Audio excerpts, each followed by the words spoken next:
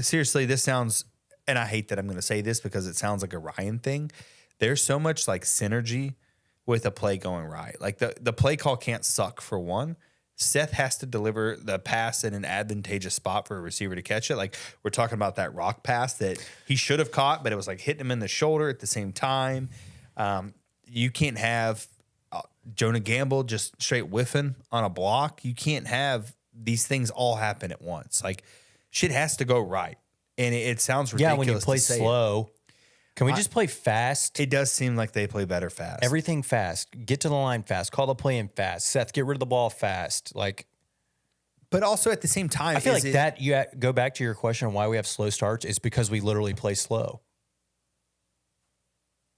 And then we get towards the end of the first half, and they start running like quicker 2-minute style offenses, and then we put back-to-back scoring drives up. But also, is that because we are playing from behind and other teams are playing can we start to score out 10-0 every week so we come out and play fast?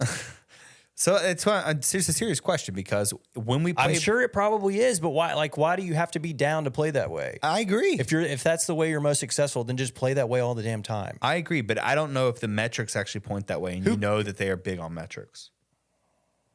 You know that they are. That's why Ryan went for it against ECU.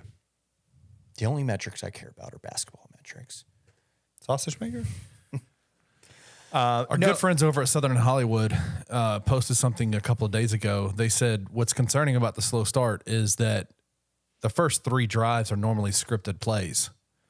I almost said that a minute ago. It's like typically people come out and they look good early because the entire scripted a game plan, right? series is scripted, and you would think that that's like ready to rock. Yeah, but also imagine that those scripted plays are dependent on where you start on the field, right? Like, Sure. You can't have your first play scripted as like a play action pass, and you're starting on the 1 yard line. They're probably not going to do that. Like against Boise. Yeah, like you're probably not going to, that script is going to be tossed and maybe moved to later on. Things change. I think it purely depends on where you start on the field. Again, that goes back to another thing that I'm kind of tired of hearing in post-game press conferences is one little step, one little move, execution ruins plays. It ruins it all. So do we have to have do we need to let Tulane know or let the opposing defense know, hey, listen, man, we really would like to start at the 45-yard line because our game plan tells us that we need to start here for us to be successful? Like not everything needs to always go perfectly for the Tigers to start well. Shit happens out there. Every play somebody's going to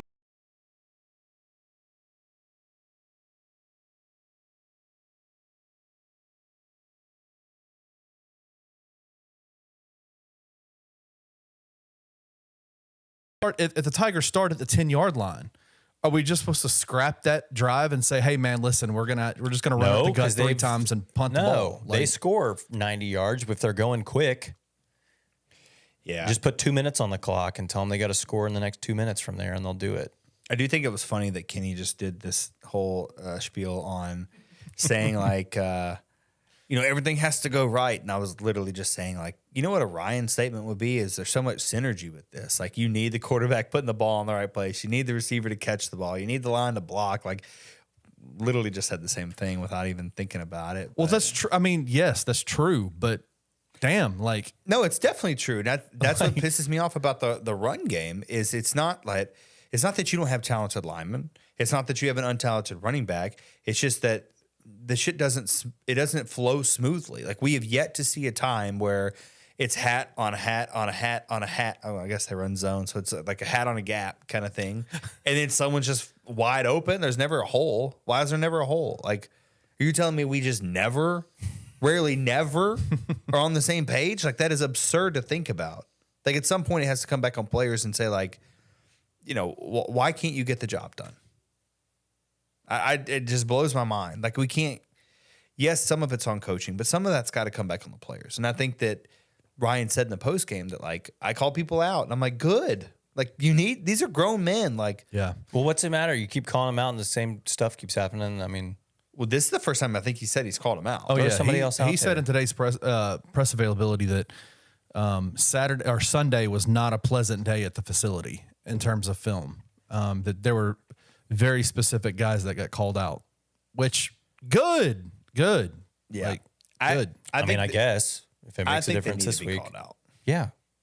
But This game should have been a wake-up call because Tulane's very beatable. You had them. they are very average looking. That's what, just stop that run, and I think your offense is good enough to score on them. Obviously, you can't sit there and throw stupid interceptions. You take advantage of the 3 interceptions that you had, you won, or even 2 of them, and I think it's a different game. Like, it is absurd how you had them, and you just let it go. Yeah. This feels like last year's team. This is Jekyll and Hyde. This season is Jekyll and Hyde.